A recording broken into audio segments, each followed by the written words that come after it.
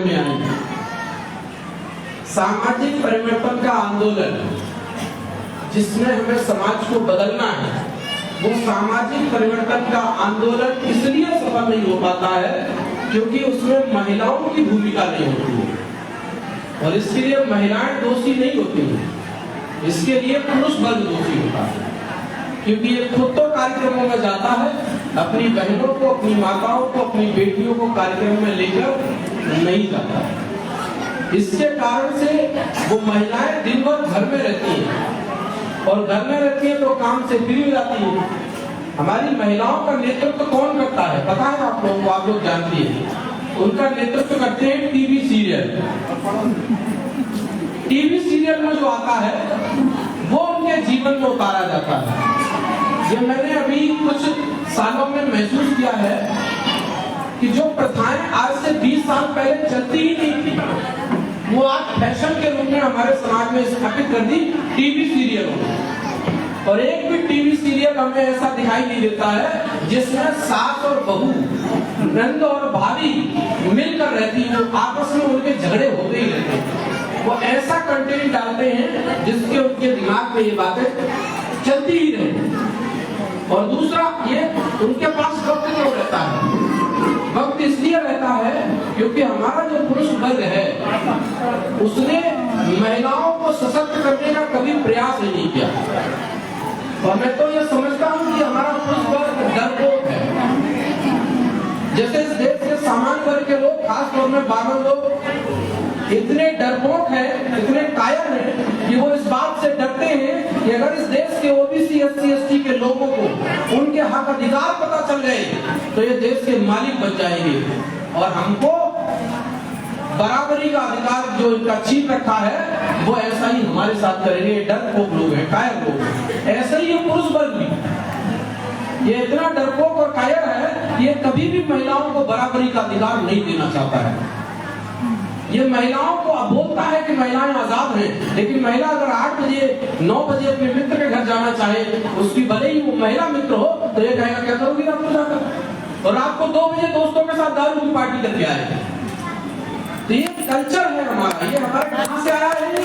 ये आया है ब्राह्मणिकल सोशल ऑर्डर से। ये सब कुछ हमारी बहन निशा बहन जी ने बहुत कुछ बताया।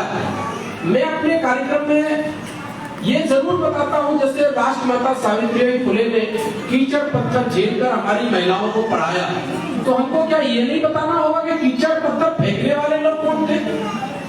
बताना पड़ेगा कि नहीं बताना पड़ेगा? तो ये वही ब्राह्मण, क्षत्रिय, वैश्य वर्ग के लोग थे जो नहीं चाहते थे कि महिलाएं आजाद हों। वो महिलाओं को गुलाम बनाकर रखना चाहते थे क्योंकि ये लोग विदेशी हैं। ये विदेशी लोग महिलाएं लेकर नहीं आए। ये डीएनए से साबित हुआ है कि इनके घरों में भी जो महिलाएं हैं वो भी हमारे इस देश की मूल्यवासी महिलाएं हैं। तो ये जानते हैं कि अगर महिला को पता लग गया कि इनने हमको गुलाम बनाया है तो वो कहीं इनके साथ न मिल जाए और फिर हमारी व्यवस्था को चैलेंज न कर दे, हमको कहीं इस देश से भगाने में भूमिका न निभाने लगे। इसलिए महिलाओं को अज्ञान रखना चाहिए।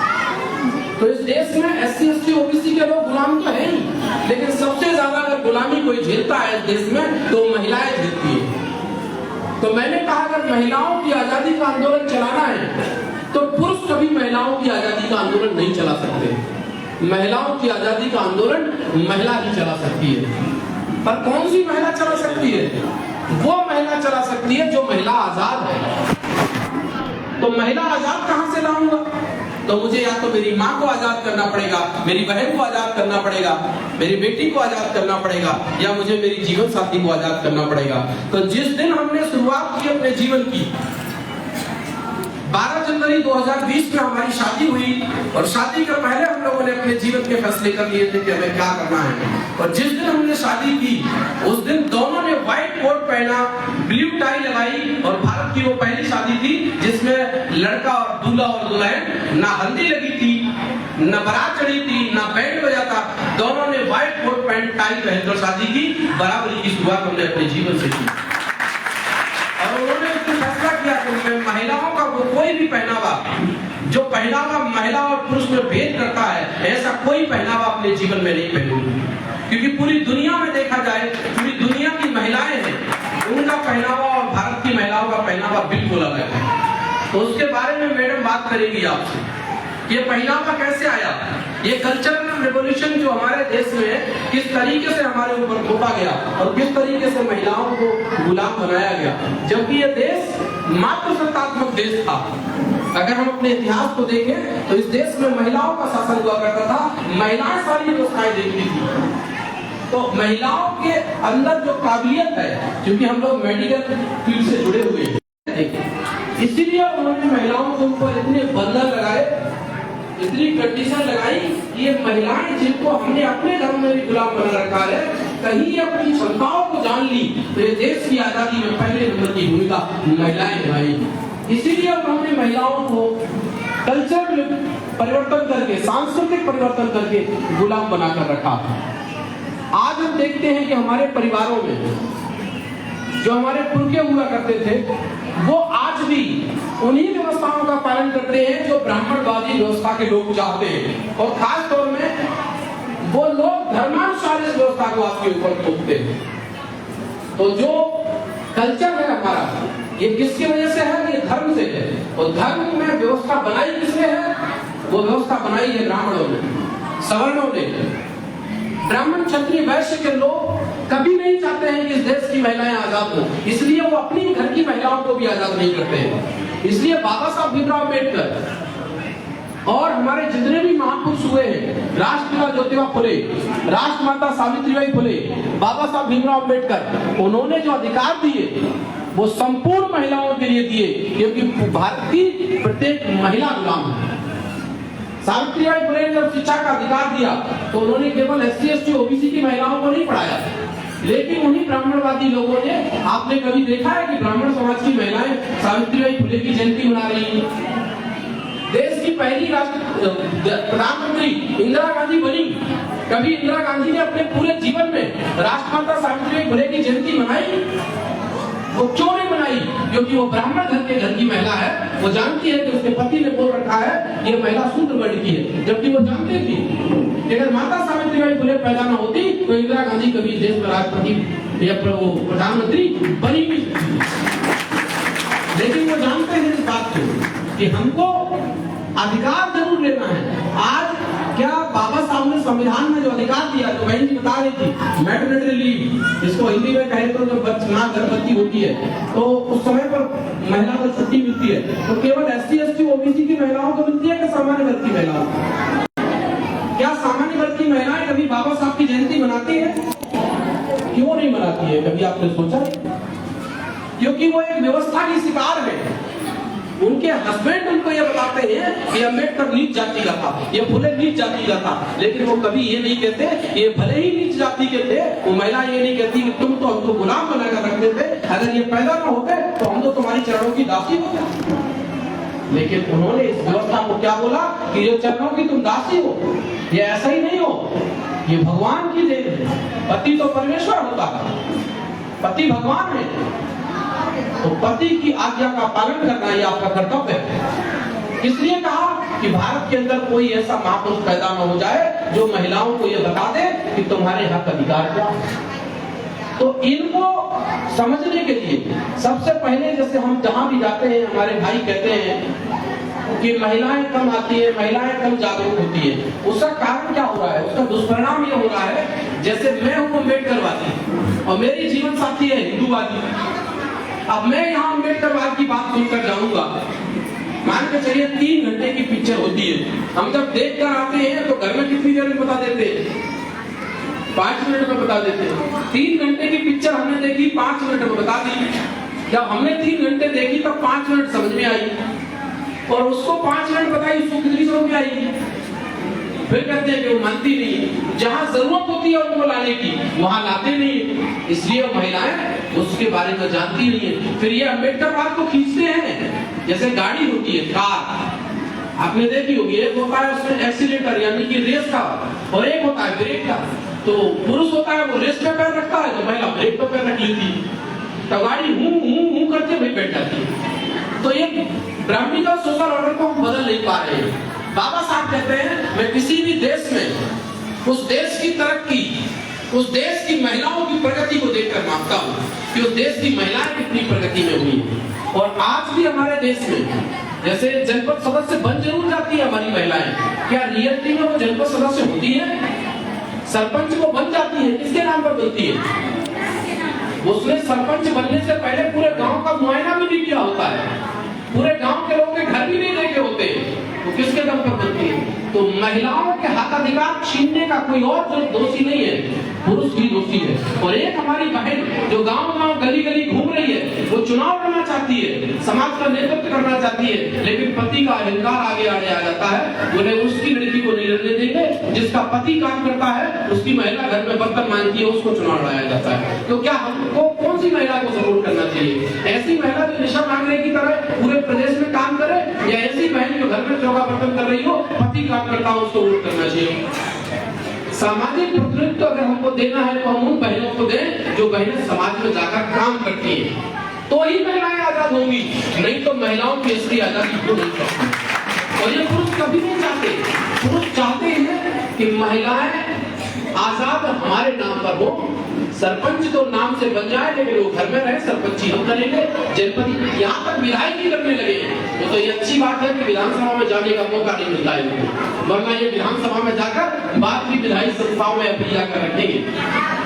तो हमको ये तय करना होगा, क्योंकि वोटिंग अधिकार हमारे पास है। तो जो डमी महिलाएं प्रत्याशी होती हैं, डमी समझते, डमी होती है वो महिला कभी काम नहीं करेगी, और उसके पहले भी काम नहीं किया होता है उसने चुनाव लड़ने से पहले। तो हम ऐसी महिलाओं को छांटें जो महिलाएं समाज में काम करती हैं, चाहे वो गीतों के माध्यम से करती हैं, कैडर कैंप के माध्यम से करती हैं, जागृति के कार्यक्रम चलाती हैं। जब भी चुनाव आए हम ऐसी ही महिलाओं को चुनाव में खड़ा करें और ऐसी ही महिलाओं को जिताएं, तो असली महिलाओं का प्रतिनिधित्व होगा।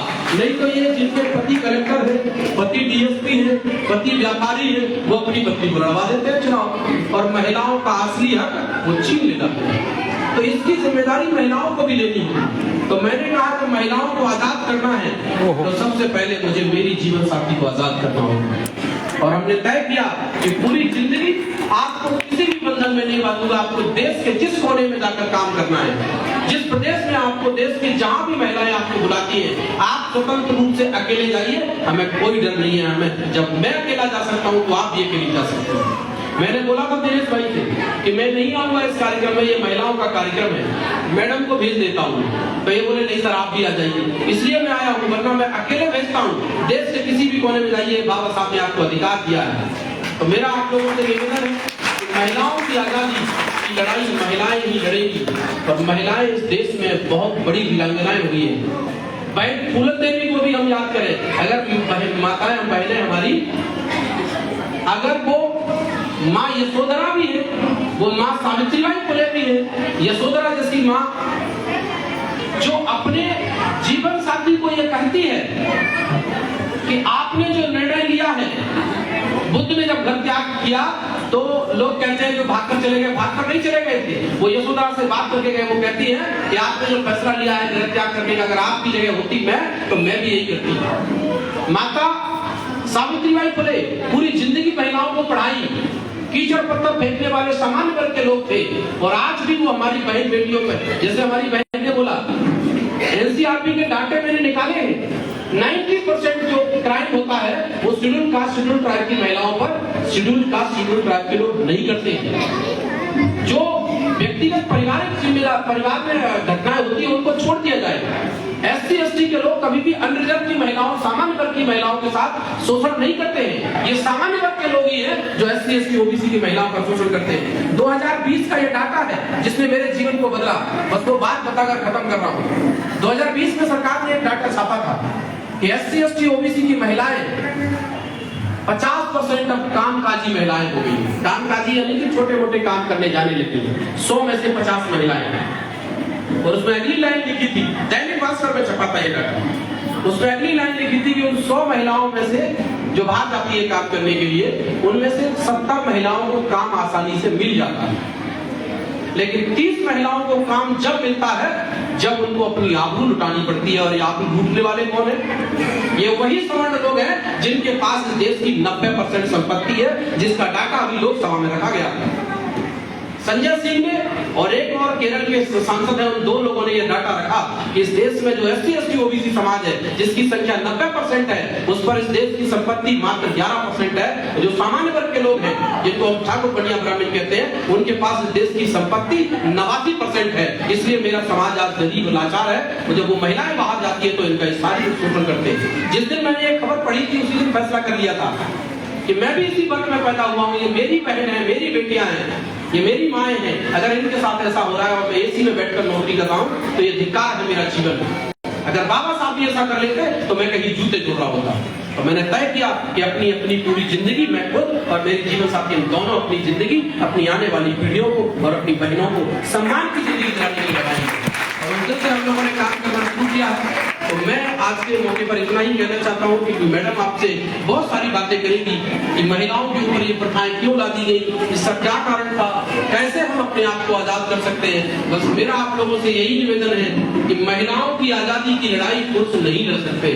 महिलाओं की आजादी की लड़ाई आपको खुद लड़नी होगी। और आजादी की लड़ाई में कुछ घर उजड़ते भी हैं और कुछ घर बसते भी हैं। और जब तक महिलाएं आजाद नहीं होंगी, ये पुरुष वर्ग भी जान ले कि जितना आप महिलाओं को आजाद नहीं करोगे, उतना ही दुश्मन आपको आजाद होने नहीं देगा। क्योंकि बिना महिलाओं की भागीदारी के आपकी आजादी हो ही नहीं सकती। आपको सवर्णों की गुलामी करनी ही पड़ेगी। अगर आप अपनी आजादी चाहते हो तो आपको अपने घरों की महिलाओं को आजाद करना ही पड़ेगा। बेटियों को बराबर का अधिकार और बहनों को बराबर का अधिकार देना ही पड़ेगा। इन शब्दों के साथ जय भीम, जय भारत, जय बहुजन समाज, जय कांची राम। बहुत बहुत धन्यवाद डॉक्टर पुष्पेंद्र जी ने जो इतनी अच्छी बात रखी। आगे हमारा आखिरी वक्ता डॉक्टर प्रीति बहुजन है। इनके लिए आने से पहले मैं भी आज महिलाओं का दिन है तो महिलाओं के लिए ही कुछ बोलूंगा। मेरी वाइफ है,